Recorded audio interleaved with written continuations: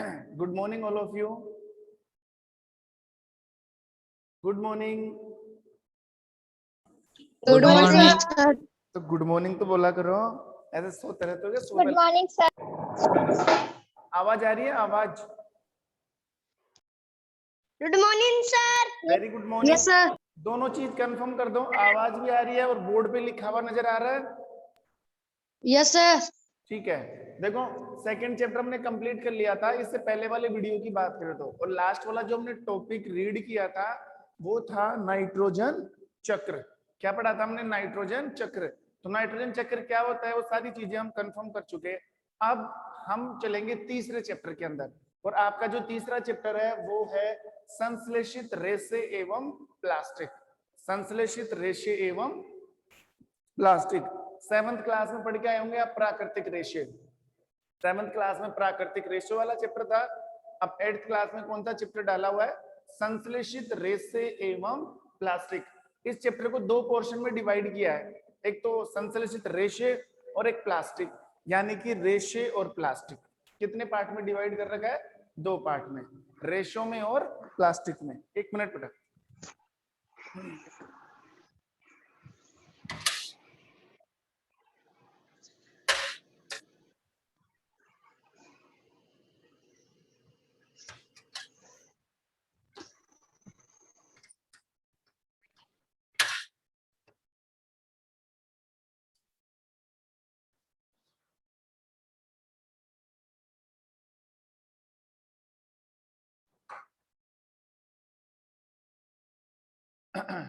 देखो चैप्टर का क्या नाम है? चैप्टर का नाम है संश्लेषित रेशे और प्लास्टिक। अब हमें क्या करना है, पहले तो मैं आपको बता दूं आपको पढ़ना क्या है।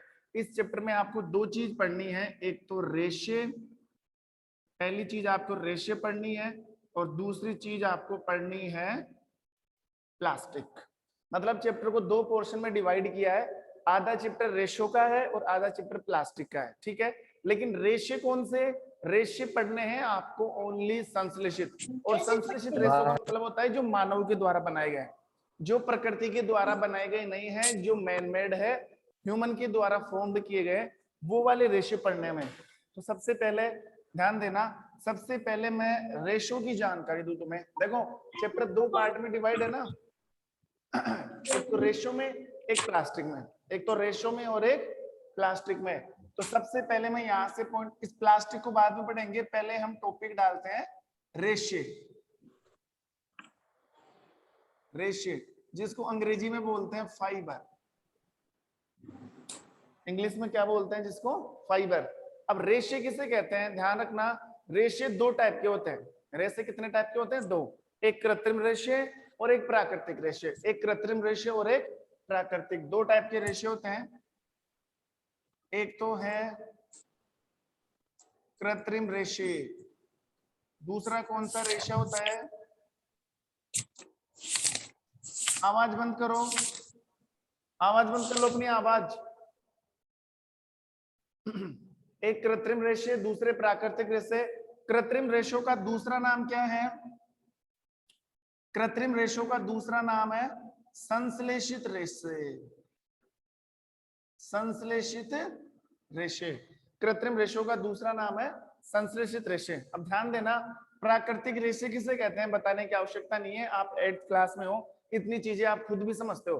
प्राकृतिक रेशे किसे कहते हैं? प्राकृतिक रेशे वो रेशे होते हैं जो हमें प्रकृति से मिलते हैं। जो हमें किससे मिलते हैं? प्रकृति से, जो हमें प्रकृति देती है। वो कौन से रेशे होते हैं? प्राकृतिक रेशे। तो ये जो रेशे हैं ये तो हमें मिलते हैं किससे? प्रकृति से, यानी कि प्रकृति से मिलने वाले रेशे क्या होते हैं? प्राकृतिक रेशे। और कृत्रिम रेशे कौन से हैं? कृत्रिम का मतलब है जो प्रकृति से प्राप्त नहीं होते हैं, जो मानव के द्वारा बनाए गए, हमारे द्वारा बनाए गए रेशे हैं, उन्हें हम कृत्रिम रेशे भी बोल सकते हैं, उन्हें हम संश्लेषित रेशे भी बोल सकते हैं। जैसे मैं प्राकृतिक रेशों का एग्जाम्पल दूं, अब ध्यान देना, प्राकृतिक रेशे आपको मिल रहे हैं प्रकृति से। कहां से मिल रहे हैं? प्रकृति से। इस चैप्टर में आपको प्राकृतिक रेशे नहीं पढ़ना, लेकिन मैं रेशों का मतलब समझा रहा हूं, इसलिए थोड़ा सा नॉलेज दे रहा हूं, बाकी कुछ नहीं। हमें कौन से रेशे पढ़ने हैं? संश्लेषित रेशे पढ़ने हैं, ठीक है। प्राकृतिक रेशे दो टाइप के होते हैं। दो का मतलब, एक तो हमें जो जीव जंतुओं से मिले, दूसरा जो हमें पेड़ पौधों से मिले। एक तो जीव जंतु से मिले, दूसरा हमें किससे मिले, पेड़ पौधों से। तो पहली अगर मैं बात करूं, जीव जंतुओं से कौन कौन से प्राकृतिक रेशे मिलते हैं, जैसे मैं बात करूं ऊन, रेशम, ऊन और रेशम दोनों प्राकृतिक रेशे हैं। ऊन भी प्राकृतिक रेशा है और रेशम भी प्राकृतिक रेशा है। ऊन हमें किससे मिलती है, ऊन हमें मिलती है भेड़ से, बकरी से, यहां तक कि ऊंट से। ऊंट की दो नस्लें आती है जो कश्मीर में मिलती है, लामा और अल्पाका। उनकी बॉडी पर लंबे लंबे बाल होते हैं, ऊंट की बात कर रहा हूं मैं। तो ऊन हमें किससे मिलती है, ऊंट से, भेड़ से और बकरी से। रेशम किससे मिलती है, रेशम मिलती है, रेशम का कीड़ा आता है अलग से, ये आप 10th क्लास में पढ़ोगे, रेशम कीट वाला। तो ये दोनों के दोनों कौन से रेशे हुए, जीव जंतु से मिलने वाले रेशे। और अगर मैं बात करूं सेकंड पॉइंट पर कि हमें ऐसे रेशों के नाम बताने हैं जो हमें किससे मिलते हैं, पादप से, पेड़ पौधों से मिलते हैं। तो एक तो है कपास, एक है जूट। कपास और जूट। कपास आप जानते हो, कपास, कपास को तो कपड़े बनते हैं जिसको कॉटन बोलते हैं, जिसको क्या बोलते हैं, कॉटन। और जूट, जूट का पेड़ आता है ना, जूट से बनती है जूट की बोरियां, बोरी आती है ना, बोरी, वो रेशा ही है। तो जूट हो, कपास हो, रेशम हो, ऊन हो, सबके सब रेशे मानव ने नहीं बनाए, ये हमें दिया है प्रकृति ने, ये हमें दिया है जीव जंतुओं ने, ये हमें दिया है पेड़ पौधों ने। तो ये जो रेशे थे ना, ये वाले रेशे, ये तो है प्राकृतिक रेशे। और ये सारा मैटर हम 7th क्लास में पढ़ चुके हैं। अब यहाँ पर इस मैटर को पढ़ने की आवश्यकता नहीं है। यहाँ पर सिर्फ और सिर्फ पढ़ा जाएगा कृत्रिम रेशा और संश्लेषित रेशा। और कृत्रिम और संश्लेषित रेशों के मैं एग्जाम्पल गिनवा दूं तुम्हें, जैसे रेयोन है, नाइलोन है, पोलिस्टर है, एक्रिलिक है, पॉलीवुल है, पॉलीकोट है, ये सब संश्लेषित रेशे है। और कौन सा रेशा क्या काम आता है, कौन सा रेशे का निर्माण कैसे किया जाता है, वो तो पढ़ने से पता लग जाएगा। ठीक है, तो हमें पढ़ना है संश्लेषित रेशा। ये छोटी सी जानकारी थी कि रेशे कितने टाइप के होते हैं, 2 टाइप के।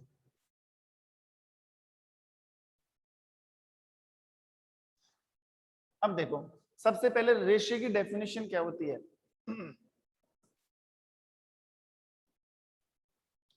जो छोटी छोटी, एक बार लिख देता हूं फिर समझाता हूं, जो छोटी छोटी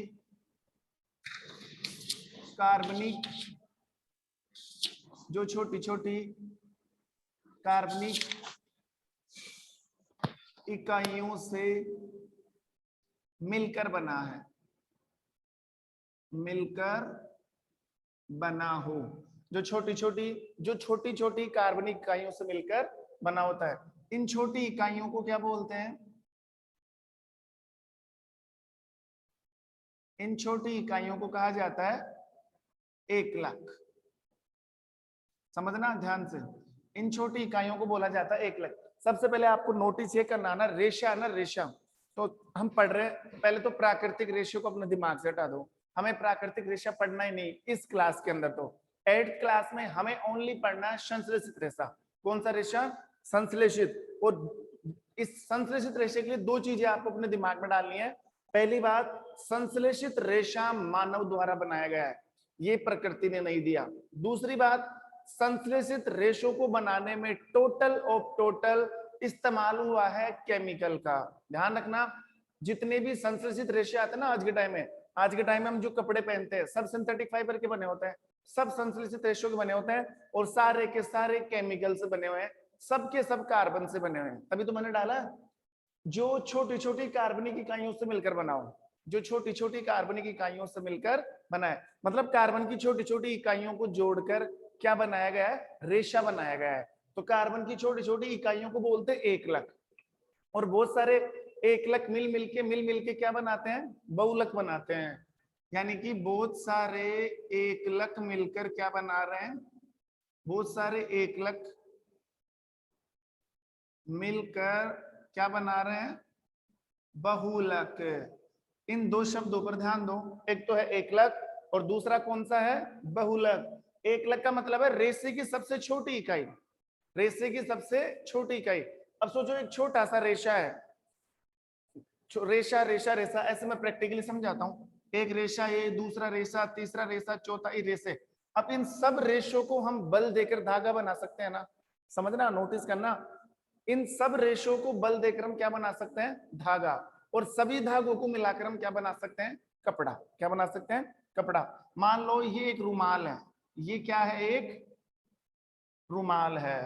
तो रुमाल एक कपड़ा है, रुमाल एक कपड़ा है, इसको आप क्या बोल सकते हो, बहुलक बोल सकते हो। लेकिन इस कपड़े में से, इस रुमाल में से हम एक एक धागा निकाल ले तो, और उस धागे में से भी एक एक टुकड़ा निकाल ले तो, वो जो एक एक टुकड़ा आएगा ना, सबसे छोटा टुकड़ा, इस रुमाल में से मान लो आपने धागे खींच लिए, यहां से धागे खींच लिए, ये धागा, ये धागा, ये धागा, ये धागा, ऐसे रुमाल के सारे धागे हमने निकाल लिए।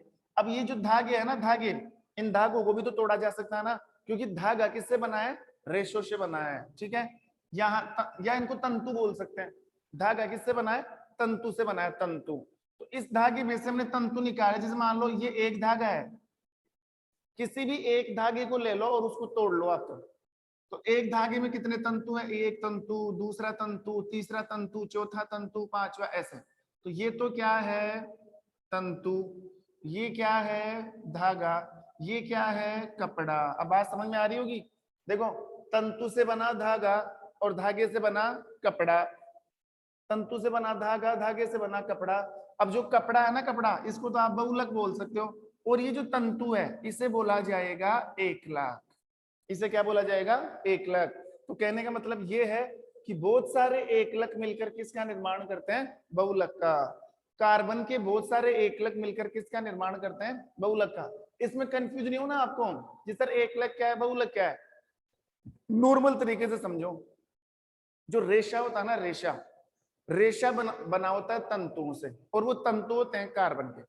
तंतु किसके होते हैं, कार्बन से बने होते हैं। तभी तुमने लिखा है रेशा छोटी छोटी कार्बनिक इकाइयां। ये जो छोटी छोटी कार्बनिक इकाइयां है ना, ये किसकी बात कर रहा हूं मैं, इन तंतुओं की।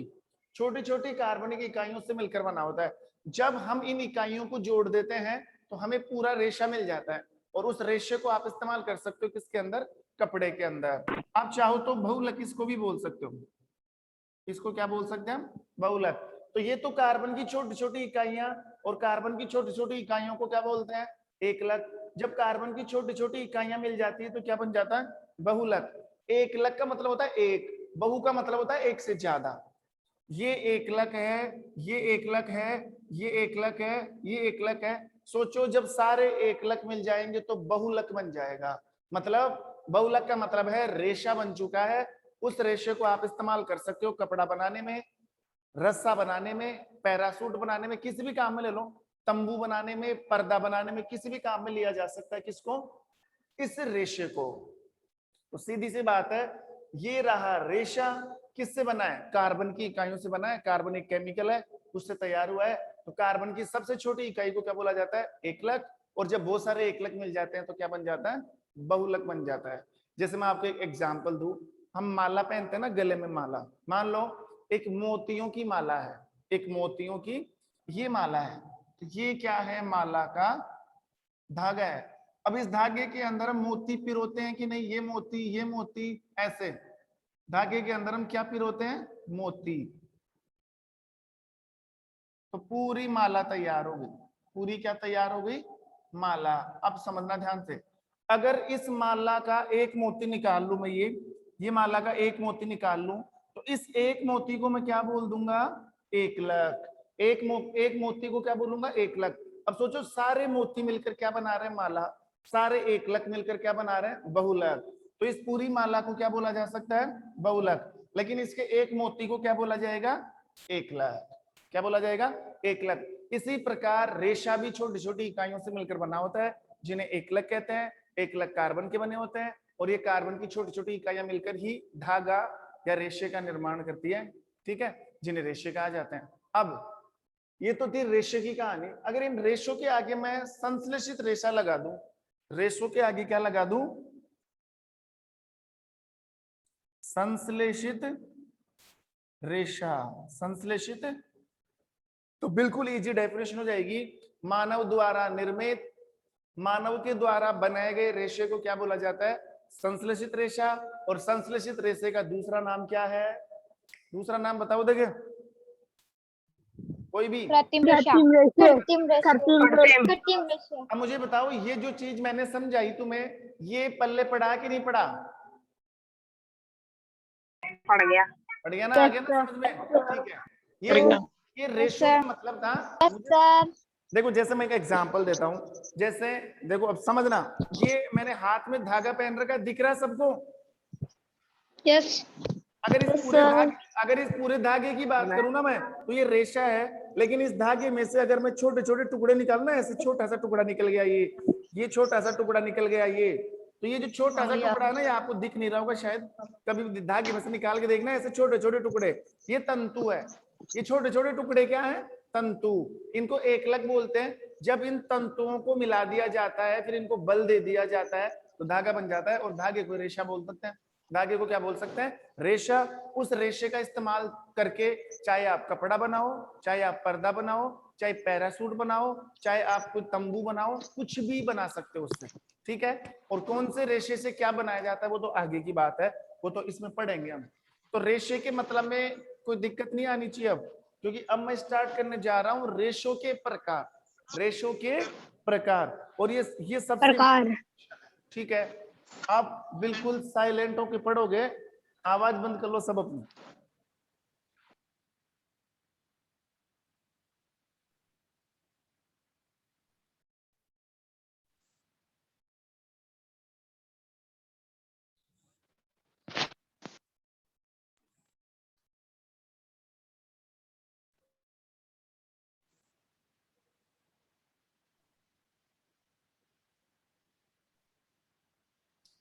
देखो यहां से हेडिंग डाल रहा हूं,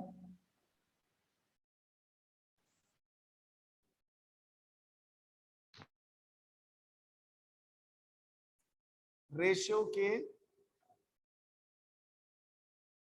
प्रकार।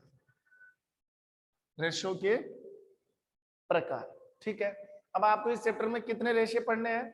देखो कौन कौन से रेशे पढ़ने हैं, पहले मैं गिनवा देता हूं। सबसे पहले हमें पढ़ना है रेयोन। फिर हमें पढ़ना है नंबर 2 पर नाइलॉन। रेयोन नंबर 2 पर, नाइलॉन नंबर 3 पर, रेयोन, नाइलॉन और पॉलिस्टर। पॉलिस्टर। और नंबर 4 पर हमें पढ़ना है acrylic. Acrylic. Rayon, nylon, polyester और एक्रिलिक, ये चारों संश्लेषित रेशे हैं। और मेरे हिसाब से आपने इन चारों में से एक ही नाम सुना होगा जो सबसे ज्यादा यूज होता है घर में भी, पॉलिस्टर। कहते हैं ना ये कपड़ा तो पॉलिस्टर का है, तो पॉलिस्टर कपड़ा से चिकना सा आता है, चिकना सा। आप रेयोन ले लो, नाइलॉन ले लो, पॉलिस्टर, एक्रिलिक ले लो, ये सब सिंथेटिक फाइबर है, ये सब संश्लेषित रेशे हैं, और सबका निर्माण केमिकल से हुआ है, सबका निर्माण कार्बन की छोटी छोटी इकाइयों से हुआ है। ठीक है। तो 1 बाय 1 उठाते चलेंगे, पढ़ते चलेंगे। अब सुनना, जैसे सबसे पहले ले लिया मैंने रेयोन। सबसे पहले क्या ले लिया? रेयोन ले लिया। अब किसी भी रेशे के लिए आपको ओनली 3 ही चीज पढ़नी है। किसी भी रेशे के लिए आपको 3 ही चीज पढ़नी है। क्या पढ़नी है? सबसे पहले आप ये पढ़ोगे कि उस रेशे का निर्माण कैसे हुआ, रेशा कौन से केमिकल से बनाया गया। दूसरी बात, उस रेशे के गुणधर्म क्या है, मतलब रेशे में क्वालिटी क्या है, मतलब वो मजबूत है कि नहीं है, वो ऐसे वो चिकना है कि नहीं है, वो मुलायम है कि नहीं है, वो प्रत्यास्थ है कि नहीं है, वो स्टेबल है कि नहीं है, ये सारी चीजें पढ़नी है। तीसरी बात पढ़नी है, उस रेशे का उपयोग, उस रेशे से क्या बनाया जाता है। ठीक है। तो हर रेशों के लिए आप कितनी चीज पढ़ोगे? 3 चीज, चाहे रेयोन हो, नाइलॉन हो, पॉलिस्टर हो, या एक्रिलिक हो, या पॉलीइथाइलिन हो, कुछ भी हो। बनाने की विधि, गुणधर्म, उपयोग, कितनी चीजें पढ़ोगे? 3। जैसे रेयोन के बनाने की विधि, रेयोन के गुणधर्म, रेयोन के उपयोग, वैसे ही फिर नाइलॉन आ जाएगा, नाइलॉन के बनाने की विधि, नाइलॉन के गुणधर्म और नाइलॉन के उपयोग। तो सबसे पहले मैं स्टार्ट करने जा रहा हूं किसको? रेयोन। नंबर 1 पर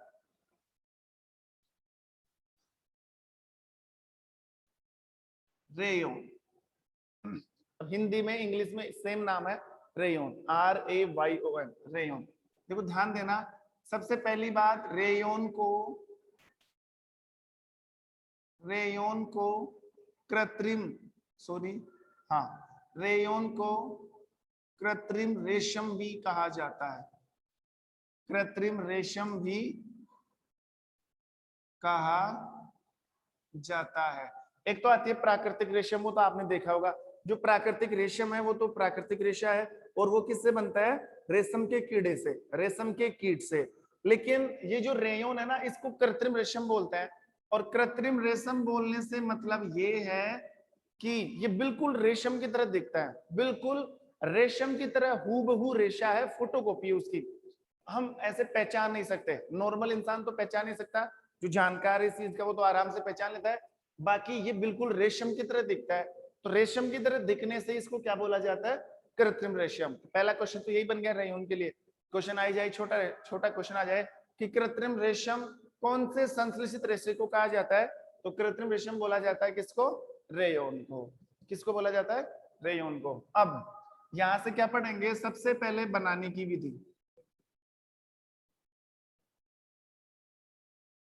सबसे पहले बनाने की विधि।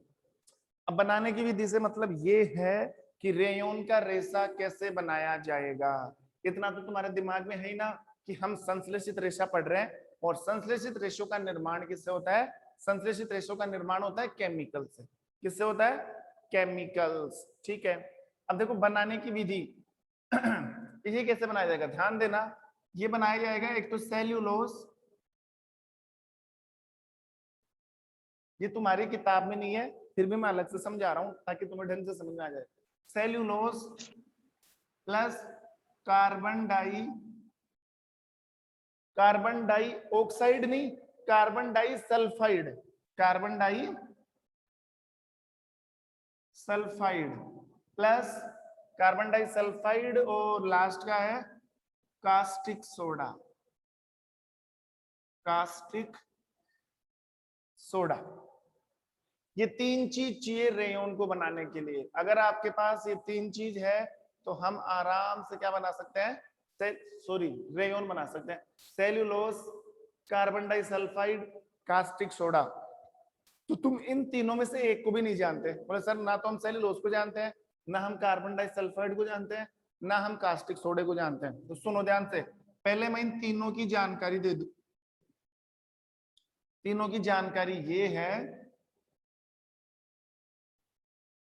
कि सेल्यूलोज क्या होता है? सेल्यूलोज होता है किसी भी पादप की लुगदी। कोई जो प्लांट होता है ना, प्लांट, उसका जो तना होता है, तना, उस तने के सबसे ऊपर वाली जो परत होती है ना, जैसे मान लो ये पेड़ है, ये कोई पादप है,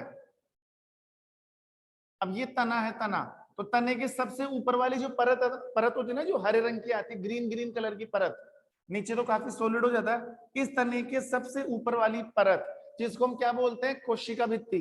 क्या बोलते हैं? कोशिका भित्ति। और ये कोशिका भित्ति किससे बनी होती है? ये कोशिका भित्ति बनी होती है किससे? सेल्यूलोज से। कभी भी कोशिका पढ़ा हुआ आपने थोड़ा बहुत, तो ध्यान रखना, कोशिका के चारों तरफ पाई जाने वाली कोशिका भित्ति किससे बनी होती है? कोशिका भित्ति बनी होती है सेल्यूलोज। और सेल्यूलोज एक प्रकार का कार्बोहाइड्रेट है। सेल्यूलोज एक प्रकार का क्या होता है? कार्बोहाइड्रेट।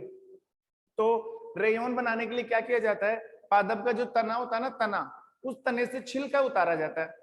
कोई भी मान लो, कोई भी उपकरण लेकर इसको खुरुच खुरुच कर यहां से इसका क्या उतारा जाता है? तना। तो ये तना उतार लाए ऐसे, फिर इस तने को उतार कर, तना उतारने का मतलब है तने के ऊपर वाली जो परत है ना, उसको छील छील कर उतार लिया जाता है, पूरा नहीं छीला जाता। अगर पूरा छील लिया तो पेड़ खत्म हो जाएगा। हल्का हल्का सा ऊपर से उस पादप को छील कर ढेर दे लेते हैं।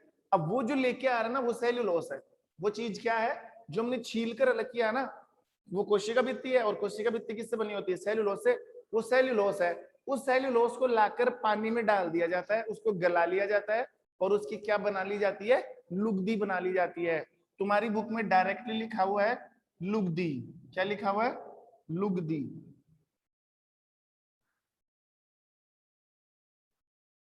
लुगदी। अब ध्यान रखना, लुगदी आती है ना, ऐसे कोई चीज गल जाती है, जैसे कागज को गला दिया तो कागज की लुगदी बन गई, ऐसे गली हुई चीज। तो सेल्यूलोज की क्या बना ली जाती है? लुगदी। पानी में डालकर उसको गला लिया जाता है। ठीक है, उस सेल्यूलोज में क्या मिलाया जाता है? Carbon disulphide. ये एक विशेष प्रकार की गैस होती है, कार्बन डाई सल्फाइड, ये गैस है। और कास्टिक सोडा ये एक प्रकार का क्षार है, क्षार। ये मिल जाएगा, घर में भी मिल जाता है ये, जैसे तो खाने का सोडा आता है उसी की तरह ये भी एक सोडा होता है जिसको कास्टिक सोडा कहते हैं। और ये क्षार है, एक तो होता है अम्ल, एक होता है क्षार। तो कास्टिक सोडा क्या होता है? क्षार। ये बिल्कुल खाने के सोडे के जैसा होता है दिखने में, कास्टिक सोडा। इन तीनों को मिला दिया जाता है तो क्या बनता है? सेल्यूलोस नहीं बनता है, सॉरी, इन तीनों को मिला दिया जाता है तो रेयोन नहीं बनता है, क्योंकि रेयोन बनने में तो भी टाइम लगेगा। ध्यान रखना, सबसे पहले हमें इन तीनों के सूत्र डालने पड़ेंगे। देखो सेल्यूलोस, अब सेल्यूलोस तो कार्बोहाइड्रेट है, इसका क्या फॉर्मूला होगा? इसको आप डायरेक्ट लिख सकते हो, सेल्यूलोस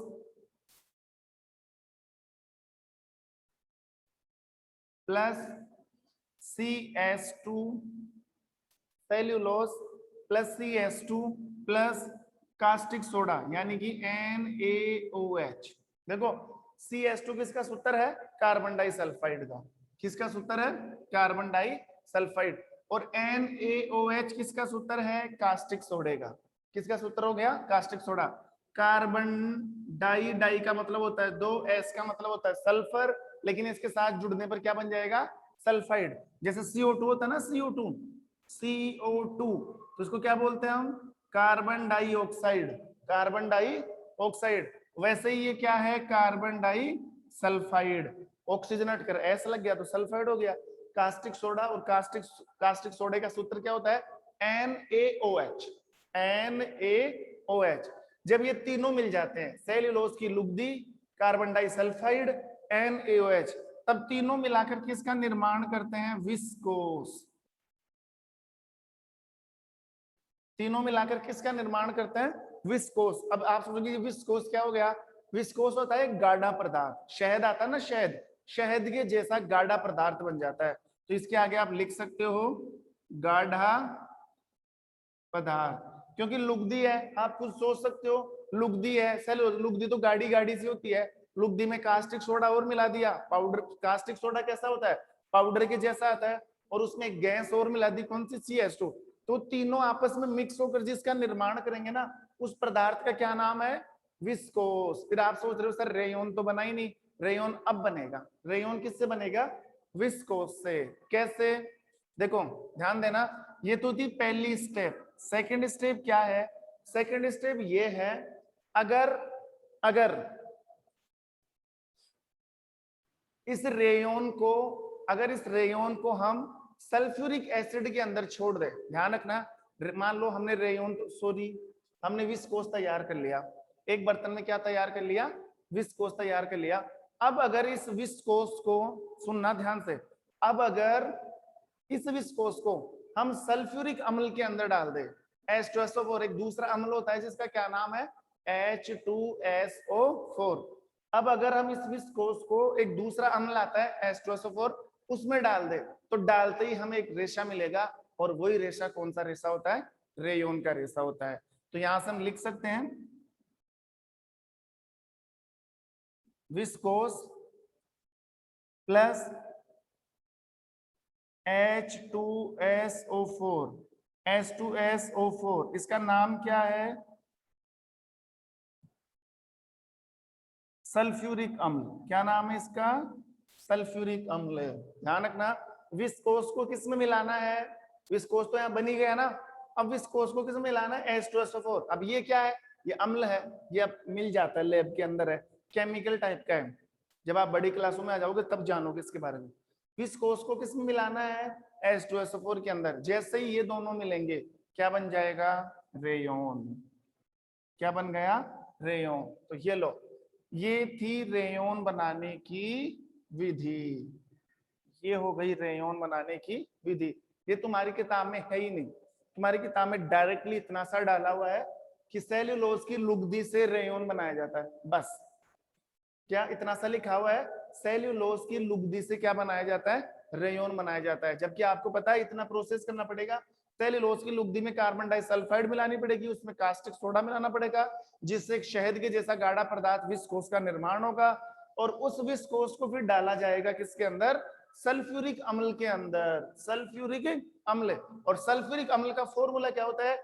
H2SO4। जैसे ही इसमें डालोगे रेयोन बनेगा। और देखो डाला कैसे जाता है, ये भी नोटिस कर लो, डाला कैसे जाएगा। मान लो हमने एक बर्तन में सल्फ्यूरिक अम्ल ले लिया, ऐसे ध्यान देना, ये एक बर्तन है हमारे पास में,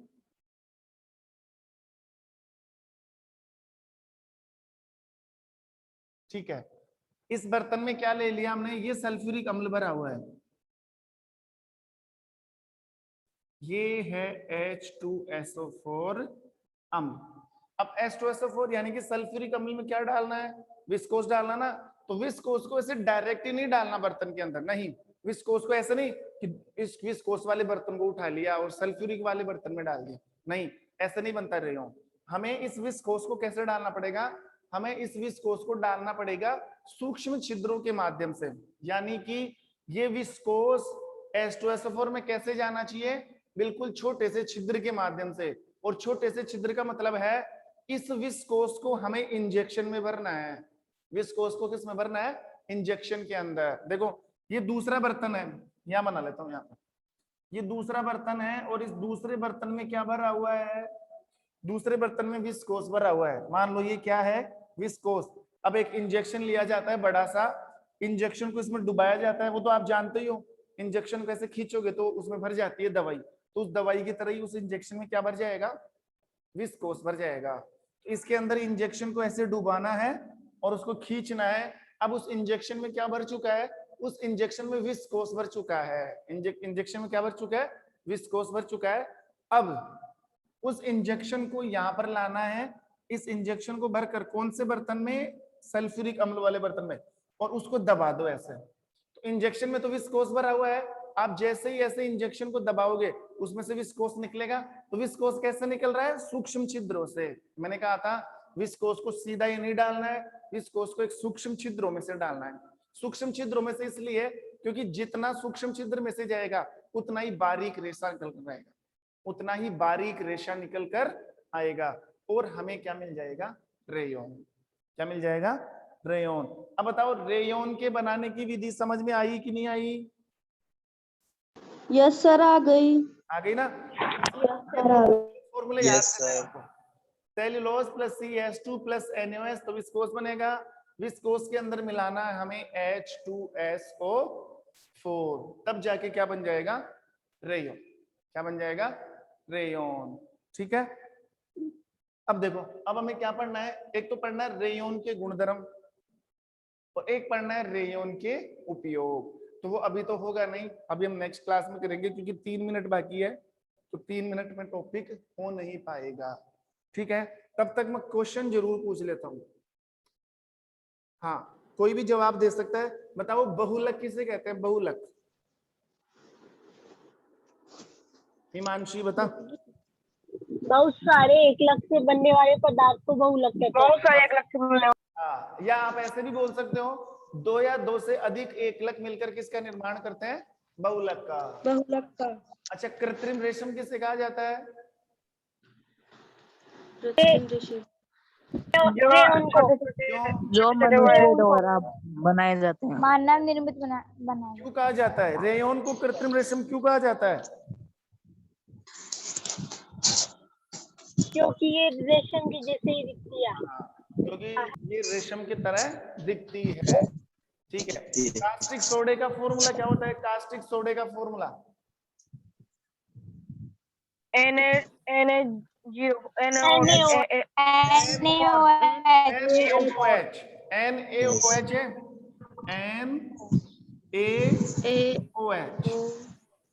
कास्टिक सोडा NaOH। ठीक है, ये भी तुम्हें याद होना चाहिए। सल्फ्यूरिक अम्ल का सूत्र क्या होता है? H2SO4 क्या होता है? H2SO। तो एक टॉपिक कंप्लीट हो गया हमारा, कौन सा? रेयन वाला। इसको ऐसे कैसे उतार लेना जैसे मैंने लिखवाया है। रेयन को कृत्रिम रेशम भी कहते हैं, फिर बनाने की विधि पहले ये फिर ये। ठीक है, उतार लो इसको, जिसने नहीं उतारा। उतार लिया। उतार लिए। डाल लिया? चलो अब जो भी यस सर। अब जब भी नेक्स्ट क्लास होगी तो सबसे पहले मैं पढ़ाऊंगा रेयोन के गुणधर्म और फिर रेयोन के उपयोग। मैंने कहा था ना हर रेशो के लिए, हमने रेयोन उठा रखा है, हर रेशे के लिए आपको कितनी चीज पढ़नी है? 3 बनाने